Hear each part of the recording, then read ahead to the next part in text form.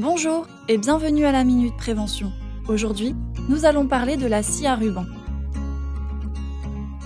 La scie à ruban permet de multiples opérations.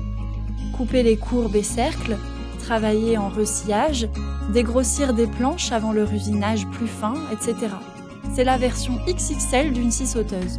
Parmi les éléments de la machine, on y trouve les organes de commande, une buse reliée au système d'aspiration et un protège-lame. Seul un opérateur formé et autorisé par le chef d'entreprise peut utiliser la scie à ruban. En complément des protections collectives, il doit porter ses EPI. Pensez à régler les éléments de la machine selon l'opération à réaliser et pensez aussi à utiliser des lames de scie appropriées. Pour usiner plusieurs pièces, adaptez le poste de travail pour éviter les gestes et les postures contraignantes.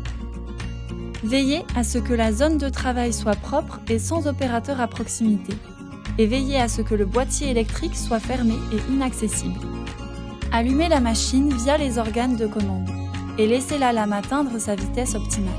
Gardez le corps et le visage d'un côté de la machine hors de la ligne où il pourrait y avoir un recul.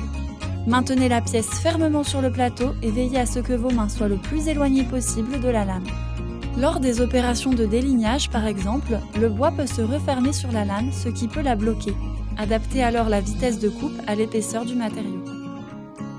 Quand vous avez terminé, éteignez la machine. Pour la nettoyer, utilisez un aspirateur de classe M et surtout pas de balai ni de soufflette. Pensez à réaliser un nettoyage approfondi, car l'accumulation de poussière peut la dégrader et créer un risque d'incendie ou d'explosion. Voilà, c'était la Minute Prévention de l'OPPBTP.